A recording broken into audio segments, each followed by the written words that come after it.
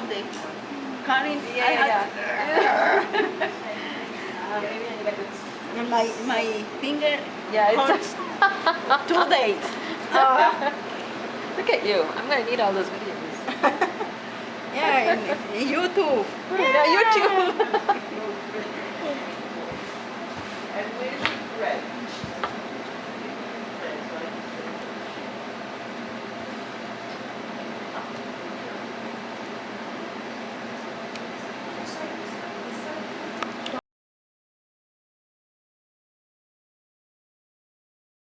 There, and then I'm going to put another pin here. And you can do the other side, all right? Okay. So we're going to just take it and put it over there. Okay, you can do it when I'm done, okay? We're going to take one handle, the other handle is going to come over here. Now you see the handle has an opening. We want this opening to be on the inside of the handle. So we're going to take one handle, and you see where it's opened, and we're going to see where I marked it with the pin. It's going to go right in the center of the handle like that. See that? So I'm going to pin this. And you have to really push it because this is fat. If you have 4 thicknesses here and you only have 1 here, so that's 5 thicknesses that you're going to be working with. Okay, you see I put this in the center of that mark. Then I'm going to take and I'm going to just slide this around. I'm not going to lift it up because if I lift it up, I'll twist it. You don't want a twisted handle. Just take it, roll it around like this so that the opening is on the inside. And then the center is going to go there, okay? And then you're going to put a pin there so we don't lose it, okay?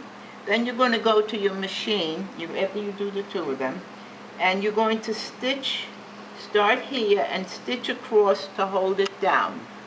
When you're stitching, pull the little pin out before the needle hits it because it'll break your needle. The pin will break your needle. Okay? I know some people say they sew over pins. You can do that at home, but don't do it in class. Okay? Because I can't disrupt my class when I take you to the emergency. Okay. All right? So this is how you're going to attach the handle to the outside of your tote bag. 1 line of stitching, and then you can continue stitching to catch this here. You don't have to cut your thread. Okay, it's fine because it's going to be hid. You're going to do it in a 1/2 inch seam allowance to hold it down. Okay, you want to do the other one? Under that The handles are in here, you lower your presser okay. foot. and there's the cutout. Okay, and this edge stays right in.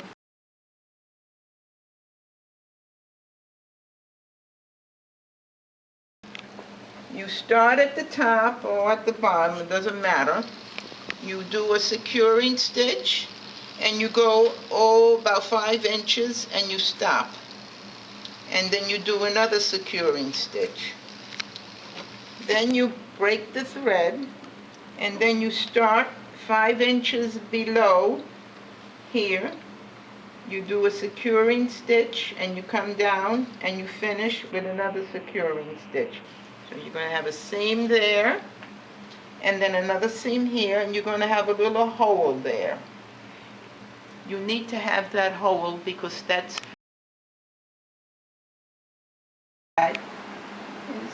just take a little pin and mark the center of the fold. See? I'm going to do one side, you're going to do the other. Okay? That's your side. And then you take your 2 pieces and you just open them up like this. You shake it, open it up, bring your marking, your pin that you marked, right there to the seam. See that? Perfect fit. Okay, let's do it on this. Pin it on the seam side because we don't want to get that seam part. So we're going to work on this side. Okay? And you see how these edges fall in?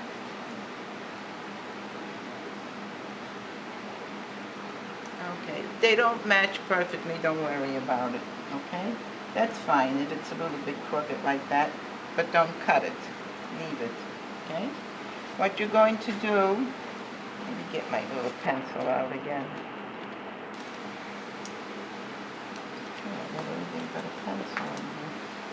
Here we are. You're going to stitch this in a 1/2 inch seam allowance with the seam side facing you, so that when you're stitching across, this can lay flat. You don't want it to fold over, okay? So you're going to start on the very, very edge. See where that fold is?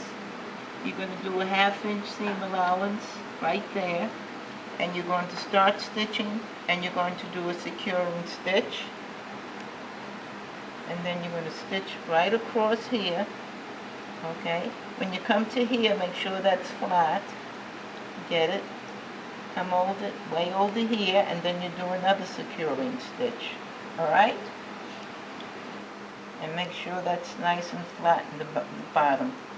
If it's not flat, you take it and you pin it down so it can stay flat for you, okay? And you do that to both sides. This is called miter.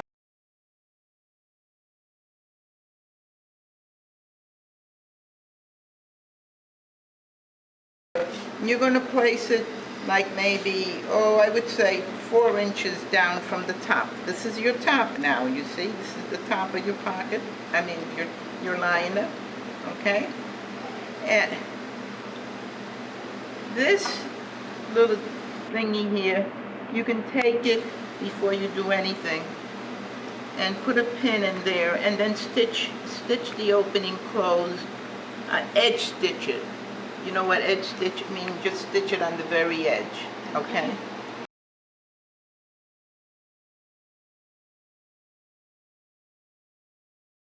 So this is my right side of my tote bag. Okay?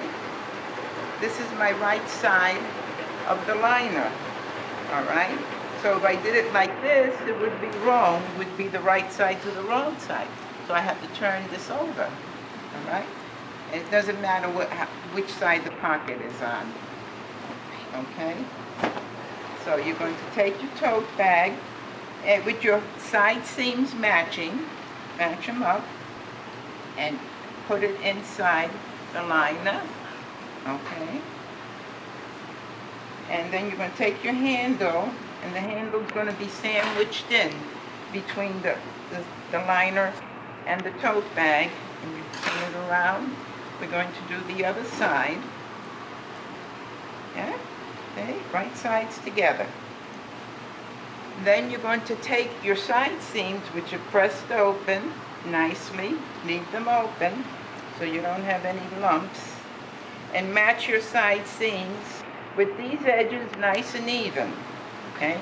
Now we're going to pin on the tote bag side, because that's the side we're going to be stitching on. I'm only going to do a little bit. Darlene? Yes. Yeah, and then you're going to do the rest, okay? I'm just going to go just past up to here.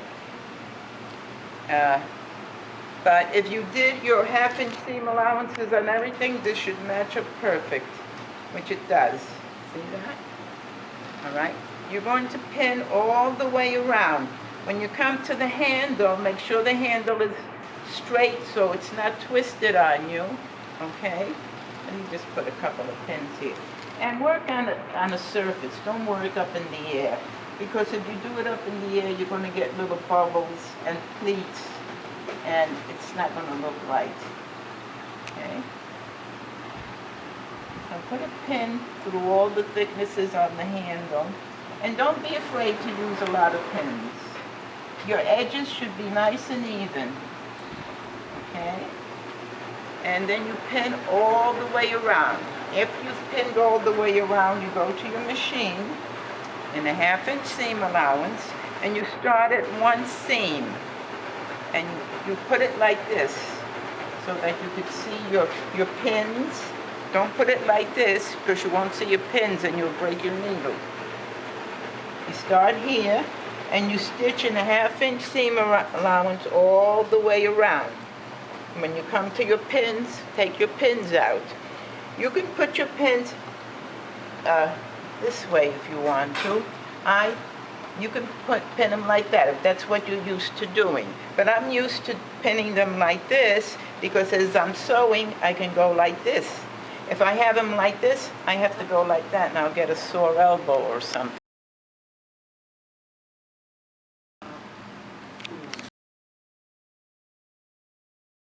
Your hand in and then you pull it out. Okay? That's why I didn't do it, because I knew Miss Pratt would do it. And you pull it out like so. Hold your hand. Oh, so now you're going to take your, let me turn this on. We need to press the top opening edge because then we're going to top stitch over it. The reason why we press and top stitch is to keep the liner from popping up. Did you see how nice my liner doesn't pop up? Yes. Okay, so this is what you're going to do. Okay, you're going to put it in with the tote bag facing you. And it doesn't matter where you start, but I like to start on a seam. And then you kind of have to work it with your fingers to get it nice and flat. Okay? And you're going to press all the way around. Okay, and you need to give it a little, if you press the foot for a guide, and you're going to top stitch. Top stitch is what you did to your handles. So we have one line of top stitching all the way around. After it's pressed, if you top stitch without it being pressed, it's going to be all crooked looking, and you want a nice, detailed, professional look